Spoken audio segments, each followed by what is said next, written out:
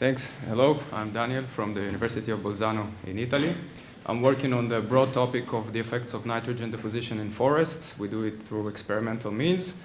And so nitrogen deposition, basically it's a reactive nitrogen, ammonium nitrate coming from the atmosphere through dust and rain, and it could be utilized by plants. So basically it's good for growth, but it's also one of the components of the acid rain that Hans mentioned this morning. So it could acidify the soils and cause loss of biodiversity, and then also can induce further nutrient imbalances.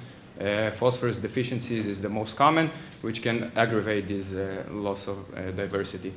The nitrogen rates are still increasing on the global scale, so it's still an issue. Important to understand how it affects our forests and ecosystems.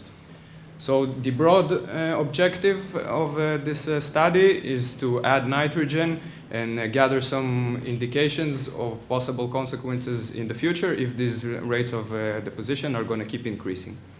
And the sub-objective of this poster today is to assess the nutrient status in my plots. Here I'm only showing nitrogen and phosphorus, and in the leaves and the soil, and understand the state of the health of the system and the condition of the nutrients. So we have our experimental system here. We apply nitrogen from above the canopy to simulate deposition better, which is not usually done in experiments like this.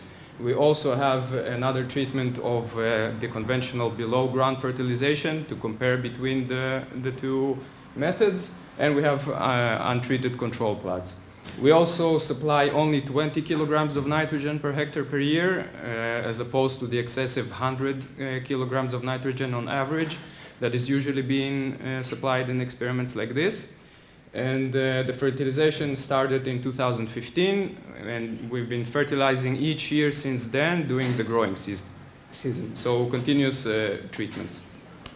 The first three graphs are nitrogen, phosphorus, and NP ratio in the leaves. So with nitrogen and phosphorus, the first two ones, a steady trend through the years.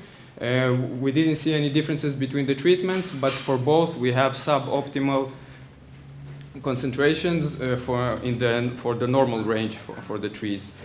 So we're supposed to see an increase in growth in nitrogen, but we don't see it in our forest. This was also one of the motivations to explore the nutrients. For the NP ratio, we see an increasing trend which indicates phosphorus limitation. We didn't see any differences in this trend in the control plots, but we did see it in both the treatments and a bit of different effects. So we have an effect of the treatments and in the different two methodologies. In the soil, we saw a decrease in available phosphorus in the two treatments, and in enzymatic activity, also indications for phosphorus limitations. That's it, just a concluding remark. Here we promote more realistic experimental designs, more careful ones that simulate the reality better. We promote the analysis of nutrients to understand the health of the system, which can also affect the outcomes that you have when you manage forests or do research. So please consider really understanding the nutrient status of your system. Thank you very much.